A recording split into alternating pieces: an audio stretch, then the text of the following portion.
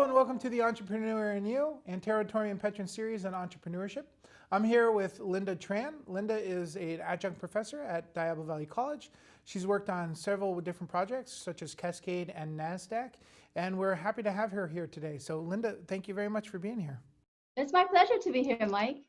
So let's start a little bit just about your background. Where are you from, and tell me a little bit about your education. Sure. I was born in Vietnam and we immigrated here in the 80s when I was a very young child. I grew up in San Francisco, and since then I pretty much live in the South Bay and the East Bay. And I also go to school here in the Bay Area colleges. I did my undergrad studies at San Jose State University and my MBA at Cal State East Bay. Do you find that an MBA actually helps you in business? Absolutely. The MBA definitely have helped me in business for a few reasons. For instance, let's look at job listings. For any senior management positions, a typical requirement is a master's degree and 5 to 10 years relevant experience. That's the threshold. And it's a highly competitive job market, so a master's degree is certainly more attractive to potential employers. A master's degree shows potential employers that we have specialized industry knowledge. And sometimes a master's degree can be considered in lieu of 4 to 5 years of work experience. And on top of that, I built a network and friendship in my master program that is invaluable. So one of the things I recommend to my students is that you go to school in the area you want to work because of that networking opportunity, right? So you have all of the people that you go to school with who can then help you get jobs or be business partners later. Do you find the same to be true? Absolutely. That is the same with my graduate experience. Unlike undergrad, the special experience of a graduate is even if we're not in a cohort, we end up taking a lot of similar classes. So we're able to build and develop relationships over those 2 years in school. Your focus is on finance. And one of the things that you mentioned to me before was that when you started teaching, you were baffled by the lack of financial literacy that students have. Can you kind of talk to me about that experience and also, what students can do to be better financially literate? Sure.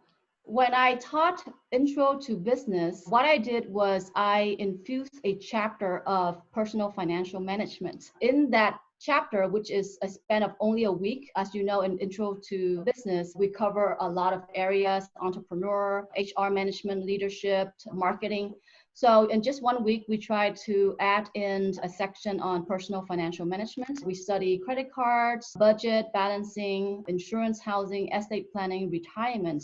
And what was fascinating was students would say that, well, if they wish they had known this sooner, or that how the class in just a matter of that 1 week, it has transformed their way of thinking and personal spendings. For instance, one of the formula that we cover in this week of personal financial management is Alexa von Tobel's simple 50-20-30 plan. What does that mean? It is suggested that 50% of your take-home pay should be spent on essentials such as your mortgage, your rent, utility, groceries, and transportation. 20% should go into the future, such as savings for emergencies and retirement funds. And the 30% is for your lifestyle, such as travel, shopping, and eating out. So as soon as we cover that, we had a few raised hands where students mentioned, I'm so glad I hear this because I just was spending all the money I had. That's something that I've been struggling with my whole life, is not spending more than I can. And I think especially where it's expensive to live, like the Bay Area, or, I used to live in New York as well. It's very difficult to keep money in your pocket without overspending. So can you give us maybe some tips or tricks on how not only an individual can help not spend as much, but also maybe an entrepreneur? How does an entrepreneur keep money in the bank for the future? I think that we are still in an age of over-consumerism and overspending, and we tend to have instant gratification. The first thing I would recommend is to be mindful of our instant gratification and refrain from impulsive purchases. So live below our means and not above our means. If someone has credit card debts, to pay off those high interest credit card debts first. If someone again is in financial debt, to pay more than the minimum payment each month. Normally people pay once a month, but you don't have to limit yourself to paying your credit card once a month. you can pay it twice a month. So double your payments to your credit card company. Pay for new purchases in cash. So we have a tendency to spend more when we swipe our credit cards. And also take advantage of 0% credit card balance transfer if that is available. So if a person finds themselves in bad financial habits, is to really sit back and reflect what are your priorities. Are your priorities being able to provide for your family, own a house, purchase a vehicle, give to charity? So when someone sits back and think of those things, I don't think that buying the latest designer clothing or the latest shoes or anything that is the latest is urgent for most people. So know your priorities and then make it a priority to build good spending habits. Linda, you want to talk a little bit about compounding interest? Sure, Mike. Compounding interest is the interest an investor earns on their original investments plus all the interest earned on the interest that has accumulated over time, which means that you earn interest on interest.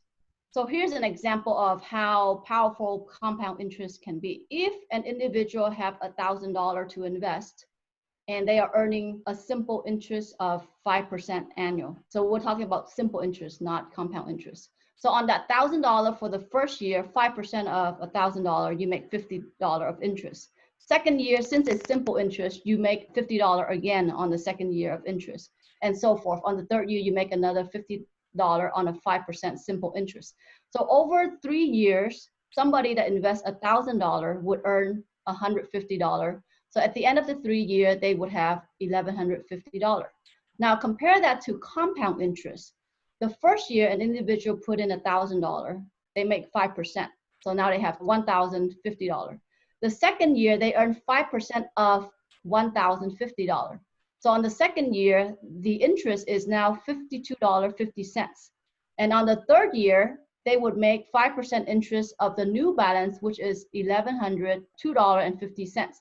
So at the end of the third year, they would have $1,157.63, which is greater than $1,150 on a simple interest. Now, if you would only add a few zeros behind those numbers, and you can see the powerful effect of compound interest. It's like that penny conundrum, right? Where would you want a penny to double every day for the rest of your life, or do you want 100 grand in the bank? And most people say, give me the 100 grand. Where if you had a penny that doubles every day, by the end of 10 years, you're going to have over $1 million. But that's the difference between compounding and simple interest, right? Correct. What about in terms of a business? What would you say to a clothing store who may only make a certain amount a month? Would you suggest that they diversify into maybe another business or open a separate type of account? Or how would the owner of that business plan for the future? So for a lot of small business owners, what we notice is that they also lack the information to building their personal finances. So for a small business owners who is doing okay, a similar advice is to always have enough money set aside for rainy days, for emergencies. So on a personal sense, it's always recommended that you have 6 months of your expenses for emergencies. For a small business owner, it goes the same way. If we're speaking of small business owner, which is actually the case for a lot of our students. Right. It's almost as if your principal advice, if I'm paraphrasing it correctly, is, start saving immediately. Start saving from before you even begin the business. Keep some money aside so that when you get those rainy day issues come up, that you put it aside and that you aren't going to go out of business. Yes. Is there anything that you would recommend that you do when you're maybe considering bankruptcy? Bankruptcy is such a hard decision. It's such a devastating period for so many people. And unfortunately, as you know, as professionals in that industry, we do have clients who need that relief. And it is really hard for some people to even have bankruptcy as a consideration. But of course, in the end, the law is designed to allow people in extreme financial distress to have a fresh start. President Trump filed for bankruptcy 4 times. So, it's not uncommon for business professionals to, even the president, to file for bankruptcy. So I think that stigma is preventing a lot of people from seeking the relief that they so desperately need.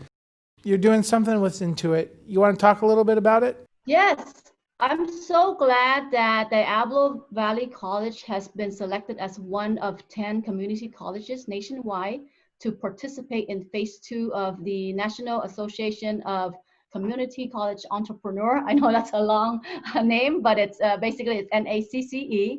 And in collaboration with Intuit's Financial Management Curriculum Initiative, the goal of this pilot project is to empower future entrepreneurs with the right financial management tools and skills to make their long-term business success. So as you know, Intuit's flagship products are TurboTax, Quickens, QuickBooks, and Mint. And I'm pretty familiar with those products. So this Intuit program helps expand our entrepreneurship ecosystem and provide our students the experience to learn the financial management using Intuit's products for free. And as part of this project, both the students and educators are provided with the free Intuit products such as QuickBooks, TurboTax, and Mint.